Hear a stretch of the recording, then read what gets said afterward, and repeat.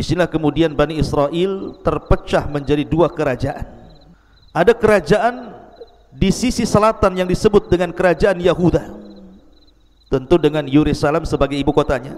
Dan ada kerajaan di sisi utara yang disebut dengan kerajaan Israel dengan Samaria sebagai ibu kotanya.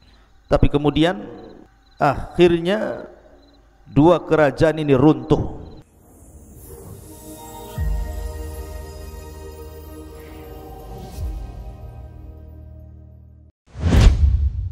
Assalamualaikum warahmatullahi wabarakatuh. Di mana malam ini kita akan membahas tentang sejarah tentang Raja Talut dan juga Raja Jalut dan munculnya seorang nabi yang sangat mulia, Nabi Allah Dawud alaihi salatu wassalam. Dan kita ambil pembahasan ini dari surah Al-Baqarah ayat 249.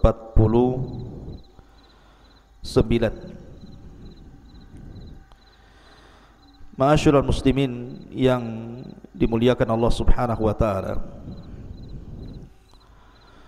sebelum saya membacakan surah Al-Baqarah ayat 248,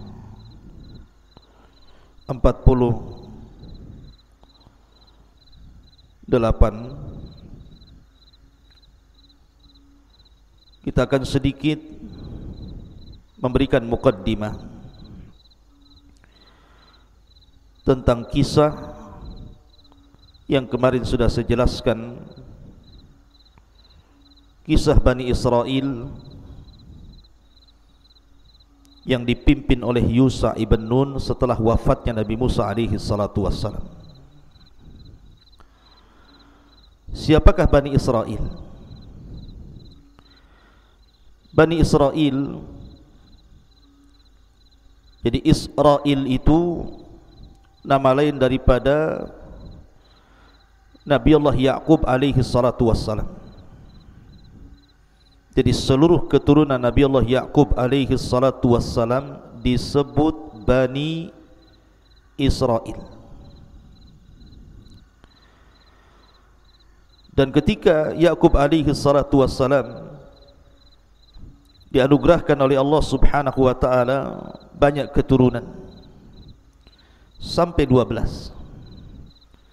Satu di antara 12 wanita seorang, satu di antara 12 keturunan itu adalah seorang wanita namanya Dainan.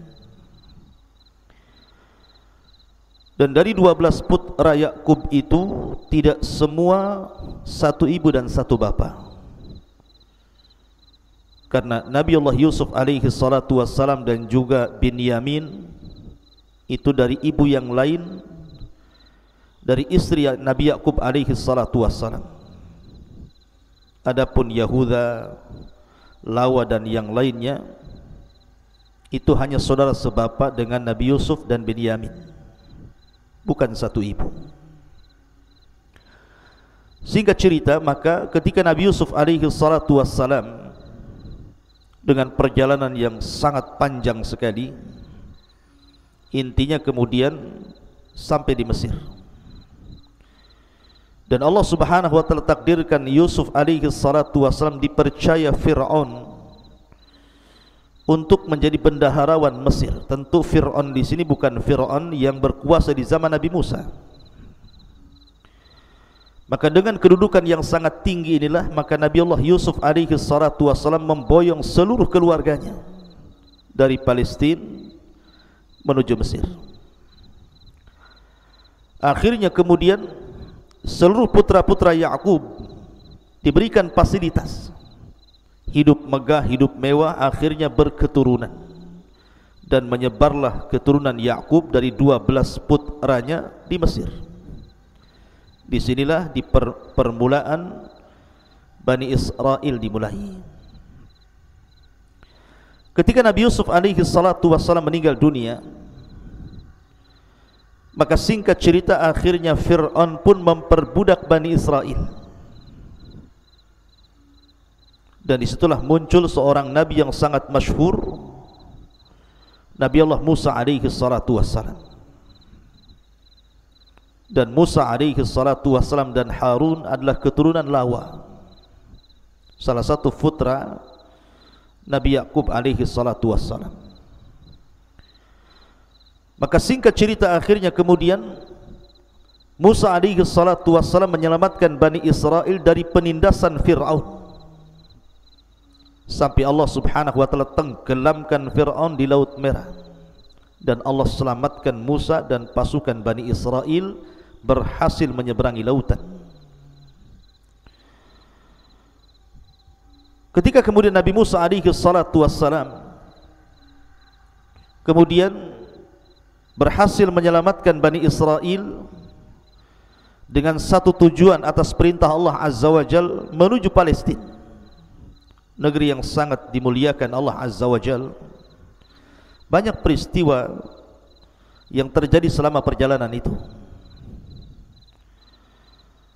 Akhirnya kemudian ketika Nabi Musa alaihi salatu wassalam hendak memasuki Palestina, akan tapi Palestina itu memang dikuasai oleh orang-orang Amalikoh.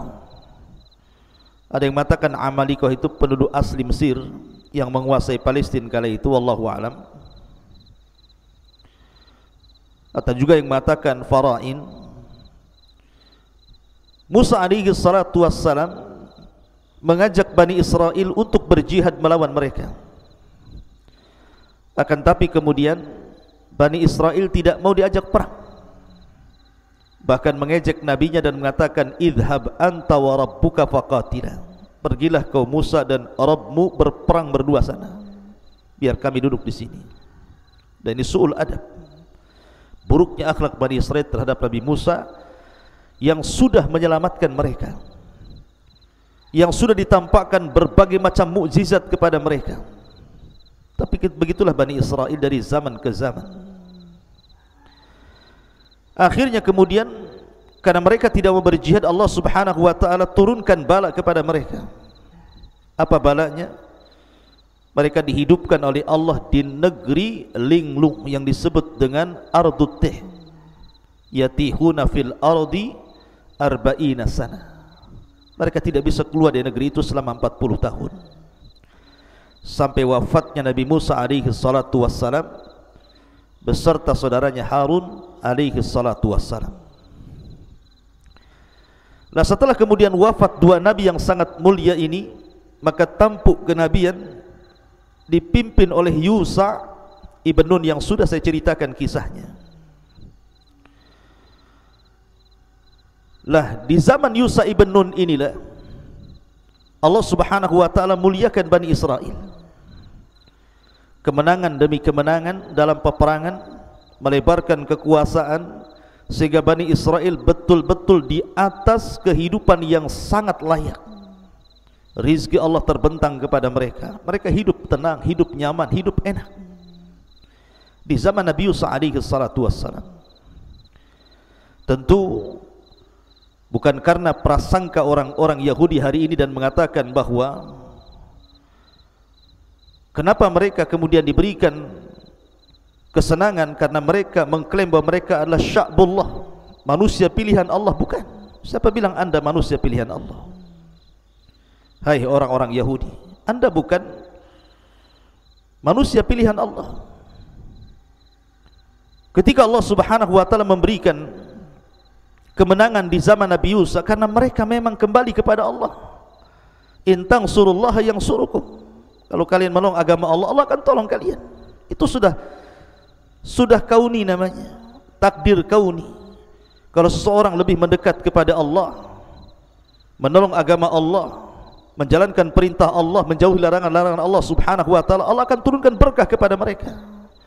Walau anna ahlal qura amanu wattaqau lafatahna alaihim barakatim minas sama'i wal ardh.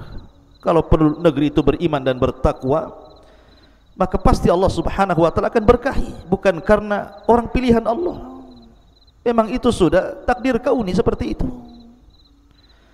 Akan tetapi setelah Yusa ibn Nun meninggal dunia, lambat laun Bani Israel, kemudian jauh, sebagian mereka menjauh dari syariatnya Yusha ibn Nun. Celakanya lagi, sebagian mereka mulai menyekutukan Allah subhanahu wa ta'ala.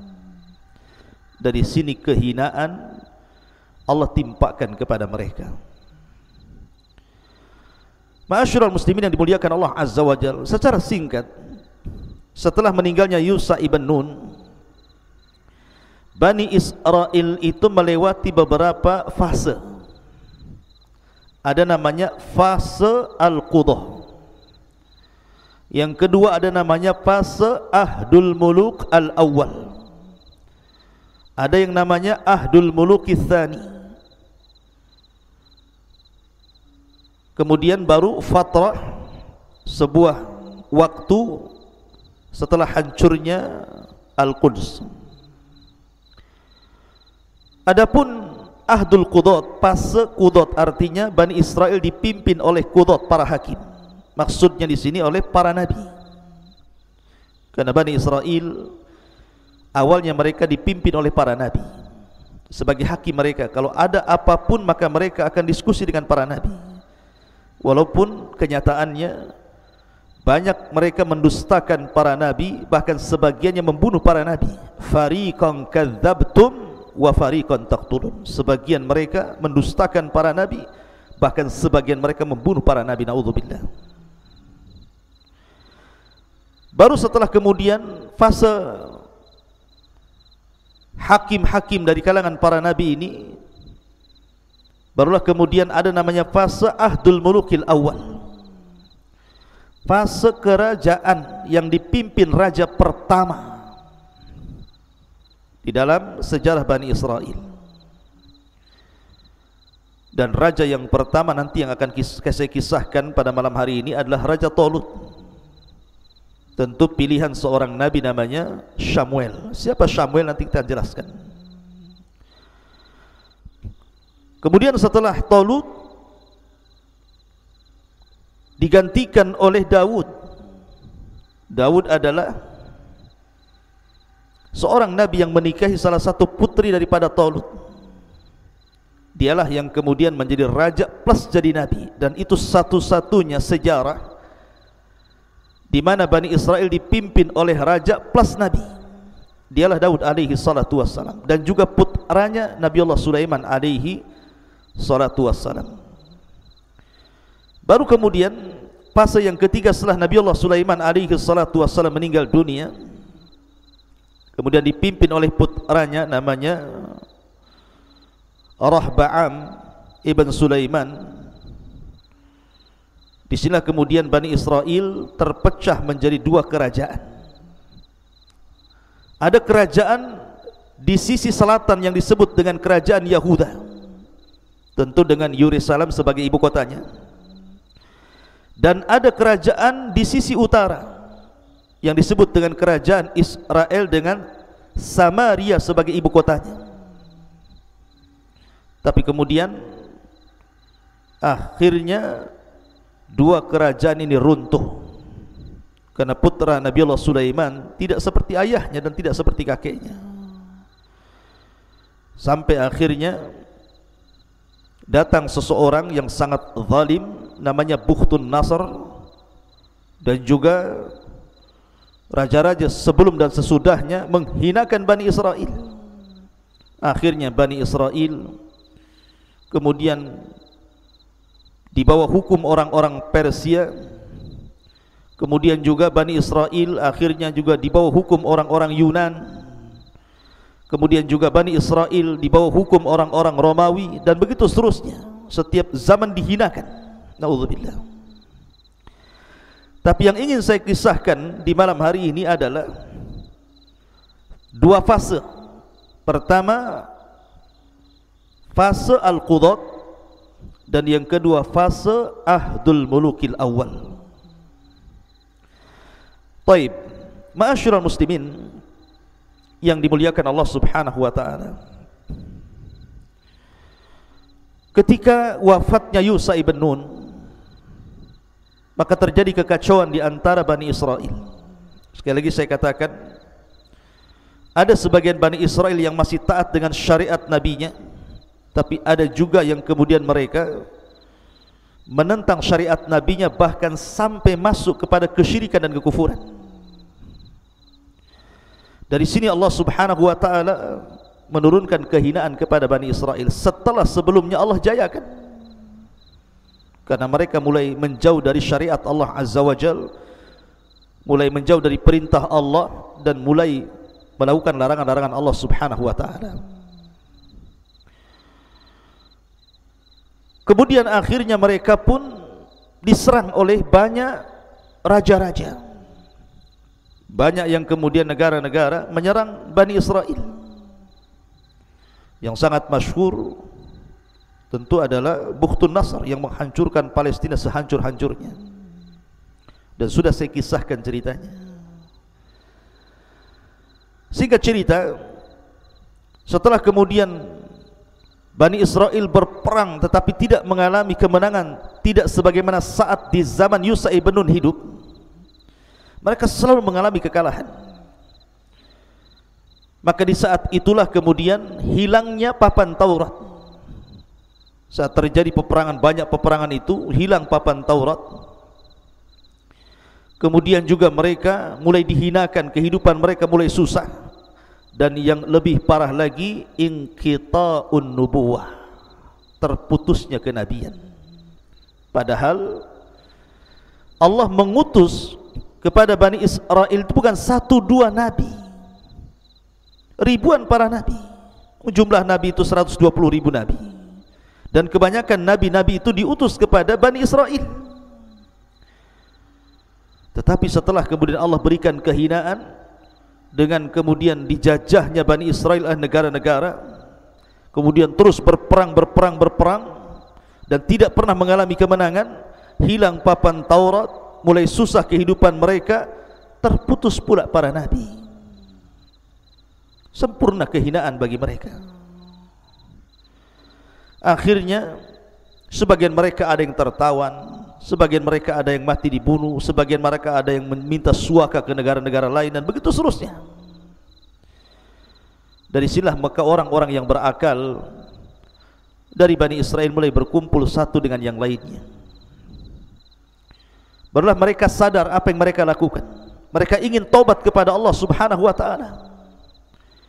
Kemudian mereka berdoa kepada Allah Azza wa Jalla, ingin minta seorang nabi lagi supaya diutus kepada mereka yang bisa mencabut kehinaan yang Allah timpakan kepada mereka dan mengalami kemenangan kembali. Dan kita tahu bahwa tradisi Bani Israel sejak zaman Nabi Ya'qub alaihi salatu wassalam, dari 12 turunannya, ada putra Ya'qub yang disebut dengan Yahuda. Seluruh turunan Yahuda itu akan menjadi raja bagi Bani Israel, dan itu berdasarkan takdir Allah Azza wa Jalla. Jadi turunan Yahuda itulah yang berhak menjadi raja dari raja-raja Bani Israel. Kemudian juga ada putra Ya'qub namanya Lawa ibn Ya'qub, seluruh turunannya jadi nabi. Jadi hanya 2 jalur ini saja, 2 nasab Ya'qub ini saja, yang satu turunannya jadi raja-raja Bani Israel, turunan Yahuda, dan yang satu menjadi para nabi, dan itu turunan Lawa. Lah ketika itu dari turunan Lawa sudah tidak ada lagi keturunannya kecuali seorang wanita yang sangat salehah, yang suaminya gugur dalam perang, dan Allah Subhanahu wa taala takdirkan wanita itu hamil. Dan wanita itu terus berdoa kepada Allah Azza wa Jalla ketika suaminya masih hidup, agar diberikan putra, dan putranya menjadi nabi. Maka ketika kemudian Bani Israel mengetahui bahwa wanita itu adalah turunan Lawa dan dia sedang hamil, maka dijaganya wanita ini sampai betul-betul melahirkan.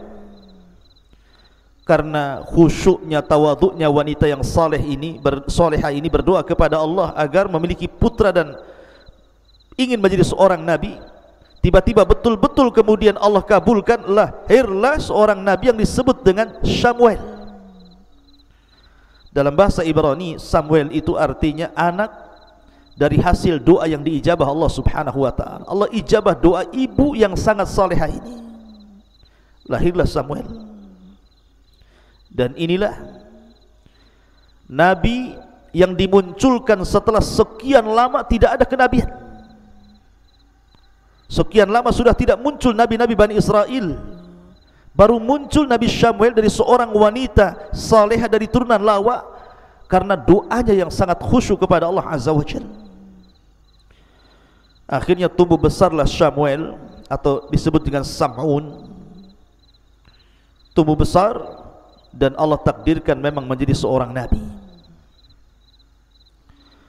Maka mulailah kemudian Bani Israel mendatangi Nabi Allah Samuel ini. Dari sini kisah dimulai. Baik, kita akan baca ayatnya. Allah Subhanahu wa ta'ala berfirman di dalam surah Al-Baqarah ayat ke-246, Alam tara ilal mala'i min bani Israel min ba'di Musa. Tidakkah kamu memperhatikan kepada para pemuka yang berakal dari pemuka-pemuka Bani Israel setelah wafatnya Musa? Idh qala lahum linabiyyin lahum ub'ath lana malikan nuqatil fi sabilillah. Mereka mengatakan kepada Nabi Samuel, ib'ath lana malikan, wahai Nabi Allah Samuel, kirimkan kepada kami seorang raja, pemimpin perang, agar Allah Subhanahu wa ta'ala kembali memenangkan kita, memberikan kehidupan yang layak bagi kita, dan agar Taurat dikembalikan, dan kami siap berperang di jalan Allah Subhanahu wa ta'ala. Tapi lihat jawaban Nabi yang bijak ini. Qala hal asaitum in kutiba alaikumul qitalu alla tuqatilu. Jangan-jangan jika diwajibkan kepada kalian untuk berperang, kalian pula tak mau perang. Subhanallah. Samuel mengingatkan kakek buyut mereka di zaman Nabi Musa. Ketika Musa hendak membebaskan Palestina, apa kata kakek buyut mereka dari Bani Israel ini? Idhab anta wa rabbuka faqatila. Pergi kau sana wahai Musa, ajak Tuhanmu perang berdua sana, biar kami duduk-duduk di sini, kita nonton siapa di antara kalian yang menang dan siapa di antara kalian yang kalah. Naudzubillah. Su'ul adab. Makanya Nabi Samuel mengingatkan soal itu. Tapi mereka sungguh-sungguh dan mengatakan, qalu wa ma lana alla nuqatila fi sabilillah wa qad ukhrijna min diyarina wa abnaina. Dan mengapa kami tidak akan berperang bersamamu dan raja yang kau pilih di jalan Allah Subhanahu wa ta'ala, sedangkan kami sudah diusir dari kampung halaman kami, kemudian dipisahkan dari anak dan istri kami yang menjadi budak-budak tawanan musuh-musuh kami. Seolah-olah mereka sungguh-sungguh ingin berperang. Kami tidak sebagaimana nenek moyang kami. Tapi lihat bagaimana Allah Subhanahu wa ta'ala menjawab. Falamma kutiba alaihimul qital tawallaw illa qalilan minhum wallahu alimun bizzalimin. Tetapi ketika diwajibkan kepada mereka perang, mereka berpaling. Ya, kebiasaan mereka suka berpaling, suka merobek perjanjian, kecuali sebagian kecil dari mereka. Dan Allah maha mengetahui, artinya mengetahui kondisi mereka, orang-orang zalim itu. Wallahu alimun bizzalimin. Dan Allah maha mengetahui terhadap orang-orang yang zalim. Ma'asyiral muslimin yang dimuliakan Allah Azza wa Jalla, mereka terus mengeluh kepada Nabi Samuel agar dipilihkan kepada mereka seorang raja yang akan memimpin mereka.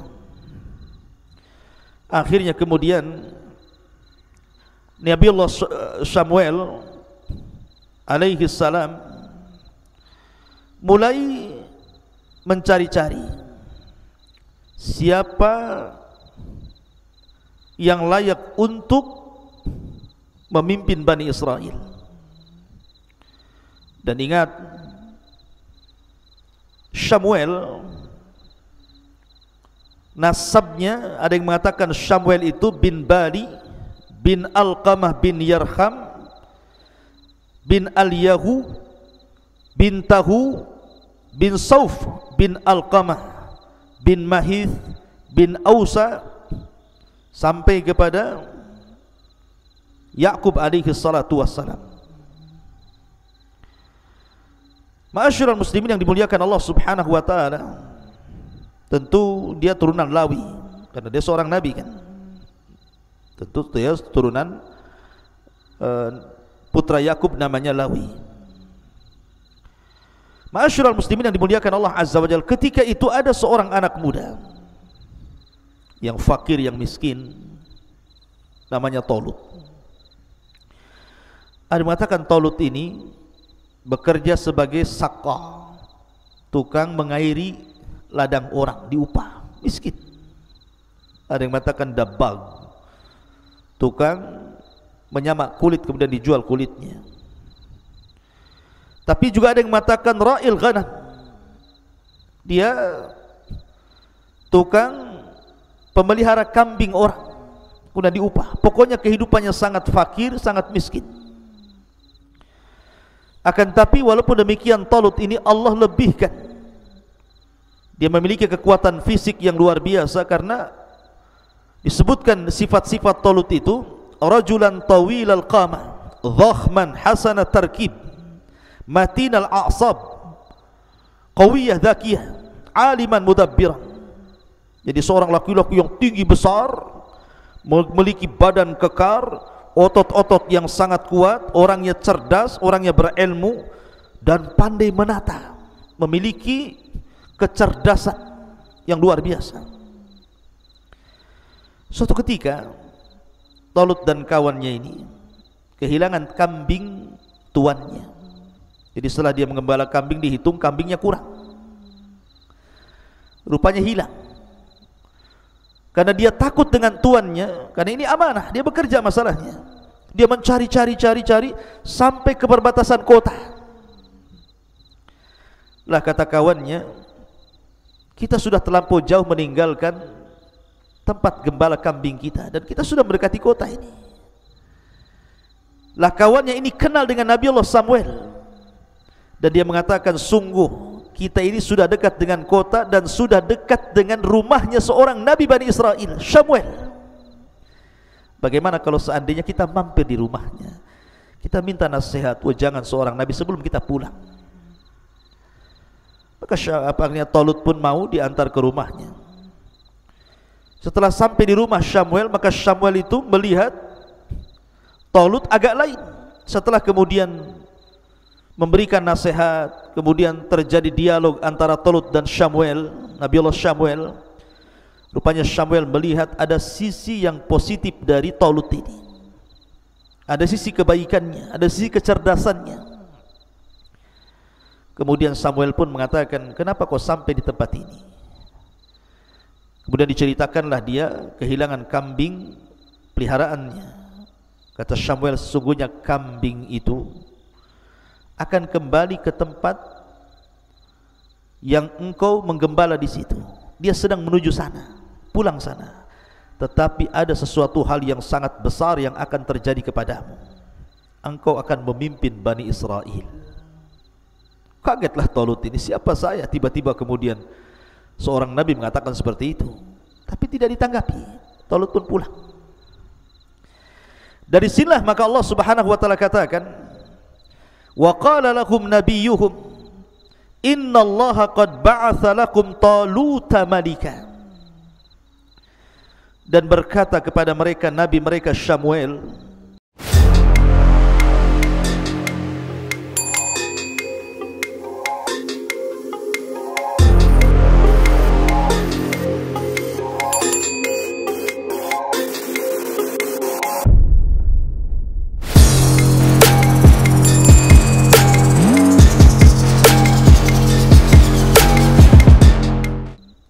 sesungguhnya Allah telah mengangkat untuk kalian Talut sebagai raja kalian. Dari sini muncul nama Talut. Orang-orang ini tentu mereka kaget karena bagaimanapun nasab daripada Talut ini bukan nasab para raja. Karena para raja itu harus dari turunan Yahuda, dan kalau para nabi dari turunan Lawi. Sementara Talut ini dari turunan Binyamin, saudara daripada Nabi Yusuf alaihi salatu wassalam, dari satu ibu. Binyamin dengan Yusuf itu kan bersaudara satu ibu, tapi dengan yang lainnya lain ibu tapi satu bapa. Jadi mereka mengatakan, siapa Talut itu? Qalu, mereka mengatakan, anna yakunu lahul mulku alaina wa nahnu ahaqqu bil mulki minhu wa lam yu'ta sa'atan minal mal. Subhanallah, lihat kebiasaan Bani Israel selalu mendebat nabinya. Makanya kenapa Nabi SAW mengatakan, la taqulu kama qalat Banu Israel sami'na wa asaina, qulu sami'na wa ata'na. Rasul yang mengatakan, jangan sekali-kali kalian persis seperti Bani Israel yang mengatakan kami mendengar kemudian kami bermaksiat, tapi katakan kami mendengar kemudian kami taat. Karena kebiasaan mereka itu suka mendebat nabinya. Ingat cerita Al-Baqarah yang sudah saya kisahkan, bagaimana mereka mendebat Nabi Musa.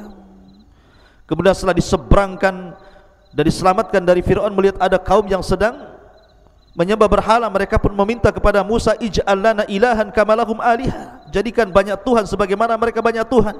Kata Nabi Musa, Allahu Akbar, innakum qaumun tajhalun. Kok ini umat bodoh, sudah diberikan hidayah mau sesat.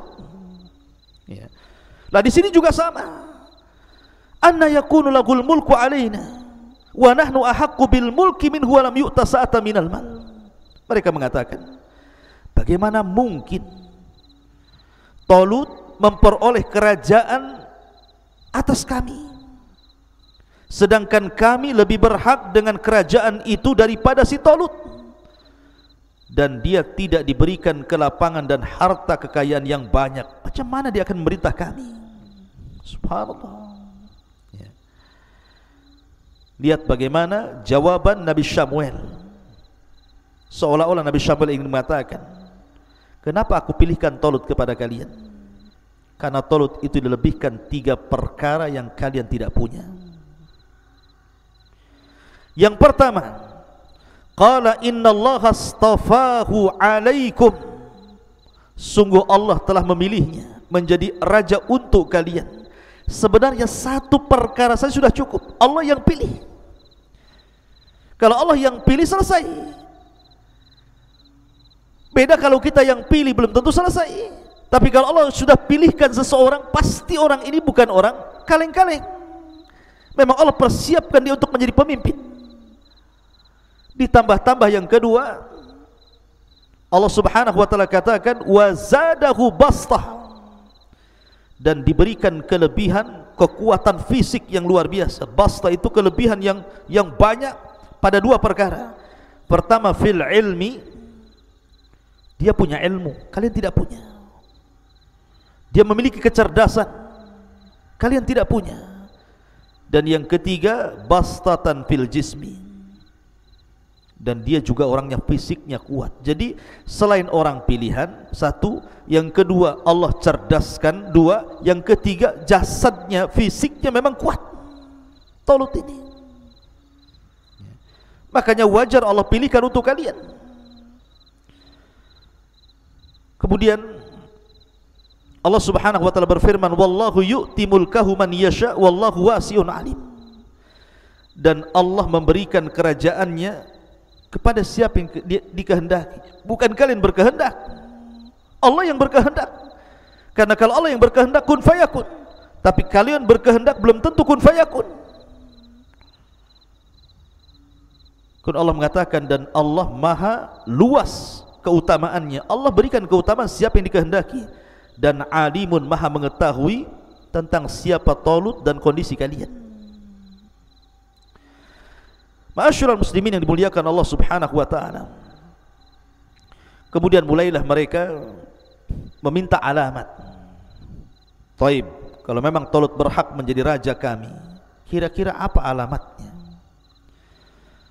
Apa yang membuat anda yakin bahwa Talut berhak menjadi raja kami, sementara dia bukan turunan Yahuda, dia turunan Binyamin? Maka Allah Subhanahu wa taala lanjutkan firman-Nya, wa qala lahum nabiyuhum inna ayatu mulkihi an ya'tiyakumut tabutu fihi sakinatu mir rabbikum wa baqiyatun mimma taraka alu Musa wa alu Harun tahmiluhul malaika. Dan berkata kepada mereka, nabi mereka Samuel, sesungguhnya tanda kerajaannya bahwa akan datang kepadamu tabut. Apa itu tabut? Nanti saya jelaskan. Yang di dalamnya terdapat ketenangan dari Tuhanmu dan sisa-sisa peninggalan Musa dan juga Harun, dan kelak akan dibawa oleh para malaikat. Ma'asyiral muslimin yang dimuliakan Allah Subhanahu wa taala. Di sini Nabi Samuel ingin mengatakan kepada Bani Israel bahwa tanda-tandanya dia memiliki tabut. Dan tabut ini semacam kotak. Dulu di zaman Nabi Musa alaihi salatu wassalam, tabut ini adalah tempat penyimpanan papan Taurat. Dan Musa alaihi salatu wassalam selalu membawa papan itu di dalam kotak yang disebut dengan tabut itu dalam setiap peperangan. Dan tabut itu adalah semacam benda yang diberkahi Allah Subhanahu wa taala. Sama di zaman sekarang kan ada benda-benda yang diberkahi seperti Ka'bah diberkahi, air Zam-Zam diberkahi, juga ada waktu-waktu yang diberkahi gitu ya. Maka tabut itu salah satu barang yang diberkahi karena isinya adalah papan Taurat. Dan Musa selalu membawa saat perang karena papan itu yang dalam tabut itu membawa ketenangan dan membawa kemenangan. Makanya kemudian Nabi Samuel meyakinkan kepada mereka bahwa Talut itu pantas menjadi raja kalian karena dia memiliki tabut yang akan dibawa malaikat dan akan diserahkan kepadanya. Akhirnya kemudian, singkat cerita, setelah Nabi Samuel berdoa kepada Allah Subhanahu wa taala, Allah kirimkan malaikat kemudian mengambil tabut. Sebenarnya di mana tabut ini? Ada yang mengatakan bahwa saat terjadi peperangan sebelum diutusnya Nabi Samuel, ketika orang-orang Yahudi dihinakan, ada yang mengatakan bahwa tabut itu dicuri oleh Raja Talut dan pasukannya, Raja Jalut dan pasukannya, dicuri oleh Jalut, kemudian disimpan di tempatnya Jalut itu. Ada yang mengatakan bahwa tabut itu hilang entah berantah ketika Bani Israel berada di negeri linglung setelah kematian Musa dan Harun. Hilang terpendam entah di mana. Lah saat kemudian Nabi Samuel memilihkan Talut untuk menjadi raja,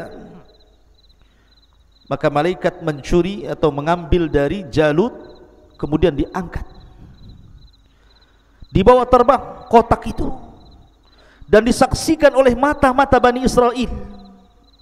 Kemudian kotak itu sedang terbang di bawah malaikat, betul-betul kemudian turun di hadapan Talut. Dan ada yang mengatakan bahwa malaikat mengambil dari galian-galian Ardutih, kemudian diangkat, kemudian dibawa terbang, kemudian diletakkan di depan Talut, menunjukkan ini tanda-tanda bahwa dia adalah seorang raja pilihan Allah berdasarkan keterangan Nabi Allah Samuel alaihi salatu wassalam. Barulah mereka yakin bahwa Talut adalah raja mereka. Karena dengan adanya tabut, yang isi tabut disebutkan dalam Al-Quran di sini adalah fihi sakinatun. Tabut itu membawa sakinah, ketenangan. Ada yang mengatakan sakinah di sini adalah rihun, sebuah angin yang menghembus badan-badan pasukan Bani Israel, kemudian membawa ketenangan. Maksudnya tiba-tiba keberaniannya lebih, tidak memiliki rasa takut dan punya optimis kemenangan. Ada yang mengatakan bahwa sakinah di sinilah ruh minallah tukallimuhum, ada ruh dari Allah Subhanahu wa taala, malaikat utusan Allah, kemudian mengajak mereka bicara, menjanjikan kemenangan kepada mereka sehingga mereka tenang. Ada yang mengatakan bahwa ketenangan di sini adalah rahmat yang Allah turunkan dan juga waqar, ketenangan yang Allah anugerahkan kepada mereka. Adapun di dalam kotak itu, kalau di masa Nabi Musa kan cuma papan Taurat saja, karena Musa sudah meninggal. Maka dalam kotak itu bukan hanya papan Taurat, tetapi tongkatnya Nabi Musa juga ada di situ. Tapi tongkat itu tentu tidak berfungsi lagi, karena itu mukjizat khusus Nabi Musa, tidak bisa dipakai oleh Bani Israel. Kemudian bekas-bekas pakaian Nabi Musa juga ada di situ, dan juga bekas-bekas pakaian Harun. Kemudian beberapa peninggalan-peninggalan Musa dan Harun ada di kotak itu, dalam tabut itu. Makanya kotak itu disucikan oleh mereka dan dianggap berkah. Kalau orang perang bawa kotak itu pasti menang, seolah-olah seperti itu. Setelah kemudian mereka yakin mereka mampu mengalahkan Jalut, ma'asyiral muslimin yang dimuliakan, dengan adanya Talut, maka mereka pun mulai berani. Kalau Allah mengatakan inna fi dzalika laayatan lakum in kuntum mu'minin, sesungguhnya pada yang demikian itu benar-benar terdapat tanda kebesaran Allah bagi kalian jika kamu orang-orang yang beriman. Akhirnya setelah kemudian pasukan disiapkan, Talut mempersiapkan pasukan pilihan, maka Talut pun berangkat membawa pasukan Bani Israel untuk melawan Jalut. Lah ketika itu ada yang mengatakan dalam riwayat, tentu riwayat Israiliyat, bahwa jumlah pasukan yang dibawa oleh Raja Talut ini, dan ini raja pertama di Bani Israel, karena ini masuk pada Ahdul Mulukil Awal, fase kerajaan pertama, sudah tidak dipimpin oleh nabi-nabi lagi. Sekarang mulai dipimpin oleh raja sebagaimana apa yang mereka kehendaki. Maka Talut pun membawa pasukan berapa? 80 alfan, 80.000 pasukan Bani Israel. Tetapi tentu Allah Subhanahu wa taala hendak menguji mereka. Dari 80.000 pasukan ini tidak semua ikut terlibat dalam perang. Mereka harus melalui ujian-ujian. Siapa yang pantas menjadi pasukan Talut dan siapa yang tidak pantas. Makanya Allah mengatakan falamma fasala Taluta bil junud qala innallaha mubtaliikum binahar. Maka ketika Talut membawa bala tentaranya yang 80.000 itu, dia mulai menguji ini, tentu atas perintah Allah. Innallaha mubtaliikum binahar. Ingat, Allah akan menguji kalian dengan sebuah sungai. Ada yang mengatakan sungai itu adalah sungai syariah. Sungai syariah ini pemisah antara negeri Urdun dan Palestina. Di tengah-tengahnya itu disebut sungai syariah di situ. Kalian akan melewati sungai syariah. Faman syariba minhu falaysa minni wa man lam yat'amhu fa innahu minni illa man ightarafa ghurfatan biyadi. Kata Talut, maka barang siapa yang meminum air dari telaga syariah itu, maka dia bukan pengikutku, dia bukan pasukanku, kembali pulang. Dan barang siapa yang tidak meminumnya, maka dia adalah pengikutku, pasukanku. Illa man ightarafa ghurfatan biyadi, kecuali yang menciduk dengan satu kali cidukan dengan tangannya. Kalaupun harus minum, satu kali cidukan saja. Subhanallah. Ketika betul-betul mereka melewati sungai syariah itu, yang 80.000 orang itu, Mereka sudah berjalan jauh, melintasi gurun pasir, gurun Sahara, panas, kering kelontang, bukit, gunung, lembah. Mereka kehausan. Tiba-tiba ada sungai. Coba apa yang ada di benak anda itu? Orang kehausan itu kadang-kadang dari kejauhan disangka sungai, padahal fata morgana. Apalagi betul-betul sungai, kan begitu. Ketika masuk ke dalam sungai, sudah tidak diindahkan lagi perintah Nabi Allah perintah Raja Talut ini. Enggak dipedulikan. Mereka minum banyak-banyak. Dalam cerita Israiliyat ada yang mengatakan bahwa semakin mereka meminum dengan minum banyak dari sungai itu, semakin haus yang berkepanjangan. Tapi orang yang meminum hanya satu tegukan kemudian berangkat dengan Talut, hilang hausnya. Subhanallah, ini ujian ya. Dari 80.000 pasukan itu, rupanya yang minum banyak dari sungai syariah itu 76.000, berarti sisanya hanya 4.000. Awalnya 80.000, kemudian yang minum banyak 76.000, sisanya 4.000 saja. Itulah orang-orang pilihan. Bayangkan, tidak ada setengahnya, tidak ada sepertiganya.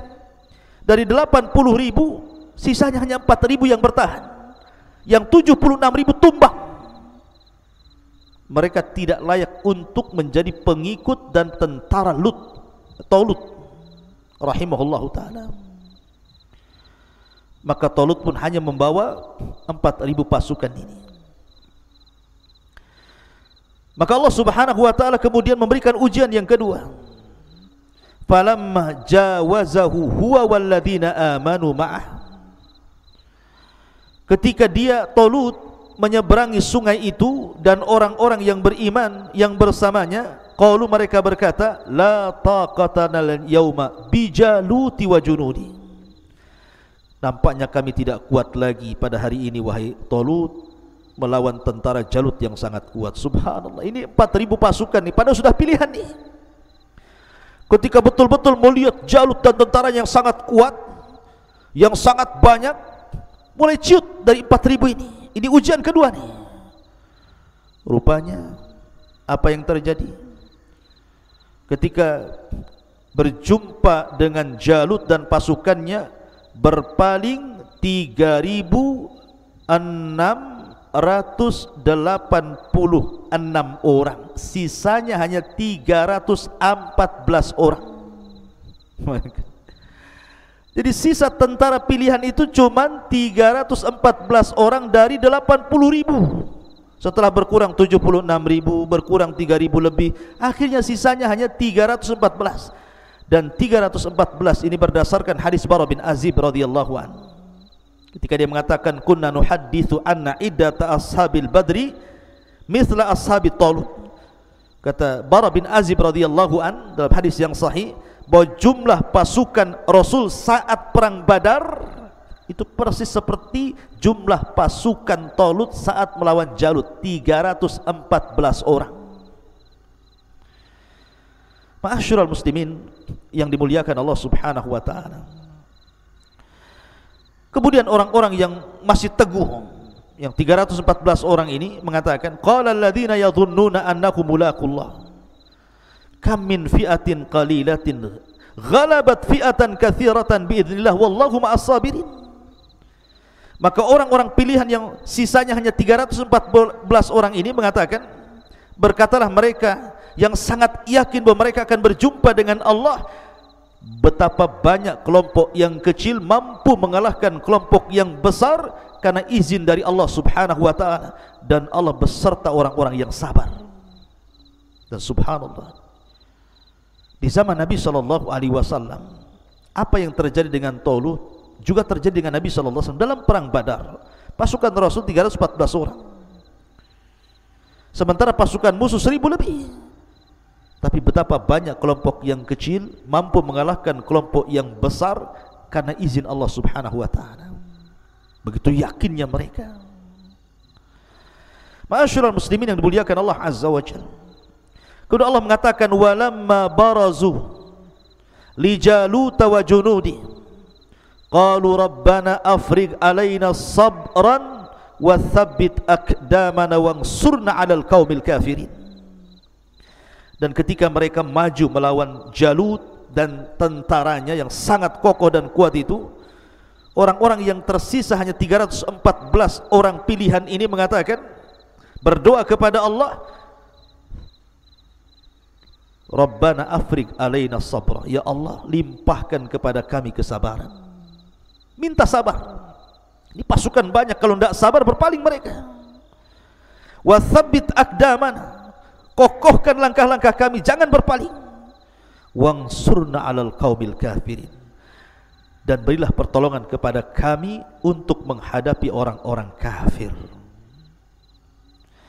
Ma'asyiral muslimin yang dimuliakan Allah Azza wa Jalla, dari 314 orang ini ketika berhadap-hadapan, kita tahu bahwa perang dulu berbeda dengan perang sekarang. Karena perang dulu itu ada istilah mubarazah. Mubarazah itu adu tanding. Mana jagoanmu, ni jagoan saya. Rupanya dari pihak Jalut itu, Jalut sendiri yang maju. Jalut sendiri yang maju, kemudian menantang-nantang jagoan dari pihak Talut.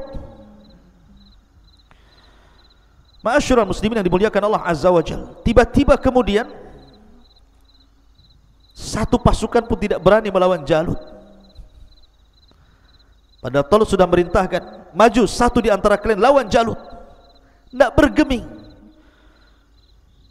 Akhirnya kemudian Talut bingung, kenapa dari 314 orang tidak ada yang mau melayani Jalut. Mulai ketakutan, diuji lagi oleh Allah Azza wa Jalla.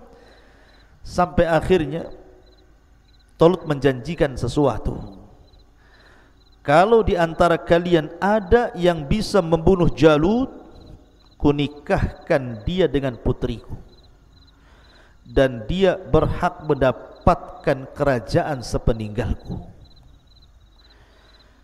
Dua keistimewaan, menikahi putri Talut dan mewarisi tahta kerajaannya. Tapi tidak ada yang mau. Mereka tahu risikonya. Walaupun ini hadiah besar, kalau harus mati konyol buat apa? Enggak jadi nikah, enggak jadi raja kan itu. Tapi Allah takdirkan, dari 314 orang ini ada anak yang paling muda, yang paling kecil di antara mereka, baik perawakannya atau usianya. Disinilah muncul nama Daud alaihi salatu wassalam. Ma'asyiral muslimin yang dimuliakan Allah Azza wa Jalla, sebenarnya dalam kisah yang lain, Nabi Daud ini sudah diprediksi oleh Samuel ketika dia berdialog dengan Raja Talut dan mengatakan, wahai Talut, sesungguhnya dalam pasukanmu itu akan ada seseorang yang akan membunuh Jalut. Kata Raja Talut, bagaimana caranya? Kemudian dia mengeluarkan baju besi. Pakaikan baju besi ini kepada salah satu pasukan. Siapa yang cocok dengan baju besi ini, maka dia yang akan membunuh Jalut. Semua tentara mencoba baju besi itu, tapi Talut tidak berbicara soal kemenangan, soal pembunuhan Jalut. Hanya pakailah baju besi ini. Dipakai pada satu tentara, tidak cocok. Dipakai lagi, enggak cocok. Dipakai lagi, cocok.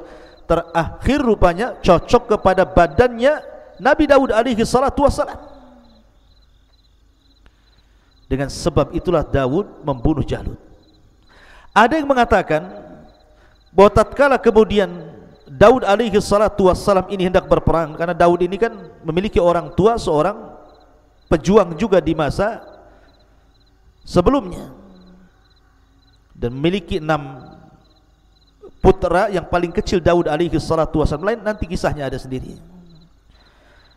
Lah ketika Nabi Daud alaihi salatu wassalam hendak terlibat mendaftarkan diri menjadi pejuang dan diterima, dia pun bingung harus menggunakan senjata apa. Maka di berjalan-jalan, tiba-tiba di tengah perjalanan ada suara. Rupanya suara itu datang dari batu. Kemudian batu ini mengatakan, ya Daud, bawalah aku. Bawalah aku, akulah yang akan membunuh Jalut, katanya.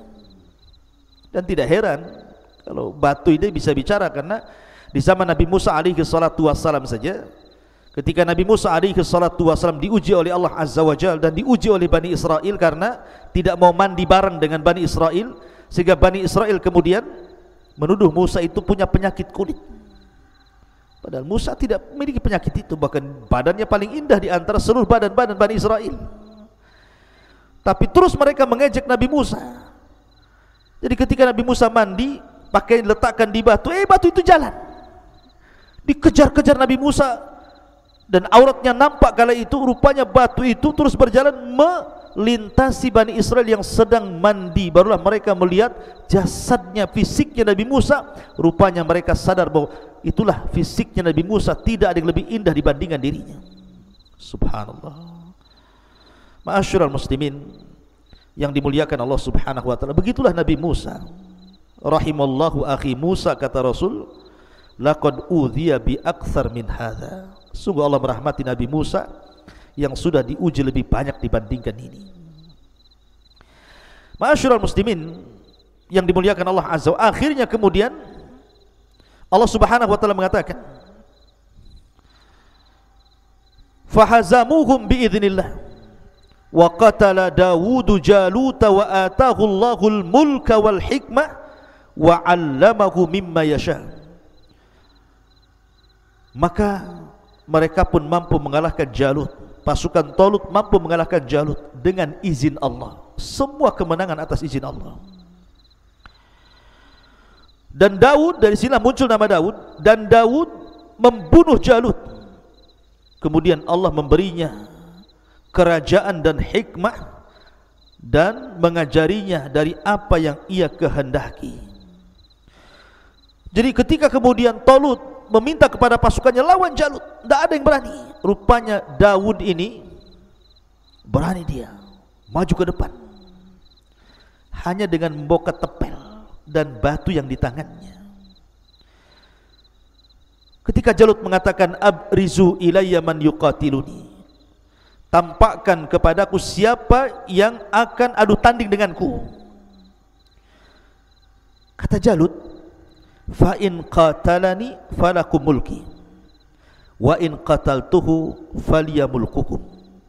Kalau orang itu bisa membunuhku, ku serahkan kerajaanku kepadanya. Tapi kalau aku yang membunuh dia, serahkan kerajaan kalian kepadaku. Datang Daud alaihi salatu wassalam. Kemudian kata Jalut kepada Daud, setelah mendengar sesumbar terus, tiba-tiba kemudian Jalut mengatakan, anta tuqatiluni, kau anak kecil yang akan membunuhku, yang akan gelut denganku. Kemudian dia mengatakan, na'am ya, saya yang akan melawanmu. Kata Jalut, wailaka ma kharajta illa kama takhruju ilal kalbi bil miqlah wal hijar. Apa kamu ini? Kamu hanya bawa ketepel, kau hendak membunuhku. Itu sama kau hendak keluar mencari anjing dan kau melemparnya. Demi Allah, la ukassiranna lahmaka, aku akan potong-potong dagingmu. Wala ut'imannahu al-yawma at-tayra was-siba, dan aku akan berikan potongan-potongan tubuhmu biar dimakan burung-burung dan binatang buas. Subhanallah. Ma'asyiral muslimin yang dimuliakan Allah Azza wa Jalla, Daud tenang, dia mengatakan, anta tuqatiluni bal anta aduullah, katanya, bahkan engkau musuh Allah, syarrun minal kalbi, lebih buruk daripada anjing. Ini sudah saling mengejek ini, dan tidak mengapa dalam peperangan, sombong dalam peperangan tidak mengapa. Seperti Ali radhiyallahu anhu mengatakan, ana alladhi sammatni ummi haidarah, sayalah orang yang diberi gelar ibuku sebagai macan hutan. Kalaithi ghabatin karihin mandara, yang sangat menakutkan. Sombong dalam peperangan enggak apa-apa untuk ngedonkan lawan, tapi sombong di luar peperangan tidak boleh. Sebagaimana tipu daya dalam peperangan boleh. Al-kardu haibun, al-harbu kaidun. Harb itu, peperangan itu tipu daya, boleh kita menipu, yang penting menang. Tapi di luar peperangan tidak boleh tipu-tipuan. Di sini saling mengejek. Akhirnya kemudian Daud alaihi salatu wassalam hanya mengambil ketepel, kemudian langsung ditujukan ke kepala Jalut. Subhanallah, terkena di antara dua matanya, tembus ke dalam otaknya, langsung tumbang kemudian mati. Allah takdirkan. Maka ketika Jalut kemudian tumbang, barulah kemudian yang lain mengepung Jalut. Nabi Daud alaihissalam langsung memenggal kepalanya, kemudian menyembunyikan kepalanya. Kemudian masing-masing prajurit datang kepada Talut, saya yang membunuhnya. Ini buktinya tangannya, ini buktinya kakinya, ini buktinya badannya, macam-macam. Tapi Talut tahu siapa yang bisa mendatangkan kepalanya, maka dialah yang membunuhnya. Rupanya datang Daud, nenteng kepala Jalut. Dan ingat bahwa ketika dalam peperangan di tempo dulu itu, kalau sudah pemimpinnya mati, maka pasukan akan kehilangan pemimpin, akan dihilangkan perasaan keberaniannya. Maka dengan sebentar saja ketika mereka sudah ciut, karena pimpinan mereka sudah meninggal, maka diseranglah oleh 3.400 orang ini melawan, entah berantah jumlahnya, tetapi sekali lagi berapa banyak kelompok yang kecil mampu mengalahkan kelompok yang besar dengan izin Allah Subhanahu wa taala. Akhirnya Daud pun dinikahkan dengan salah satu putri daripada Talut, dan sepeninggal 2-3 tahun sepeninggal Talut, kemudian Nabi Daud alaihi salatu wassalam pun akhirnya diangkat menjadi raja kedua, raja plus nabi dari Bani Israel.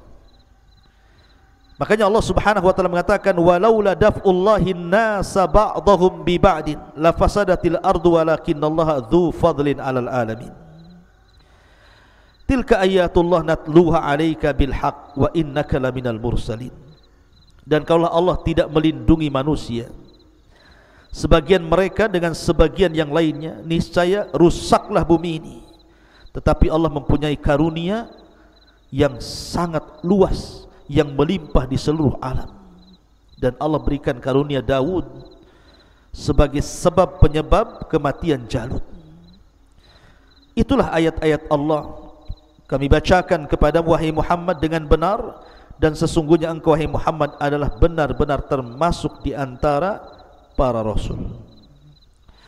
Ma'asyiral muslimin yang dimuliakan Allah Azza wa Jalla, bagaimana kisah Nabi Daud alaihi salatu wassalam, dan bagaimanapun dengan kisah Nabi Allah Sulaiman putranya. Karena raja Bani Israel cuma 3.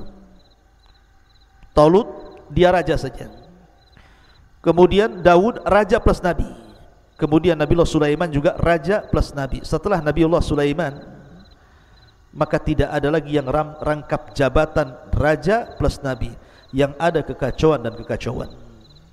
Bagaimana kisahnya? InsyaAllah kita akan kisahkan dengan kesempatan. Mudah-mudahan ada manfaatnya. Subhanakallah bihamdika, asyhadu an la ilaha illa anta, astaghfiruka wa atubu ilaik.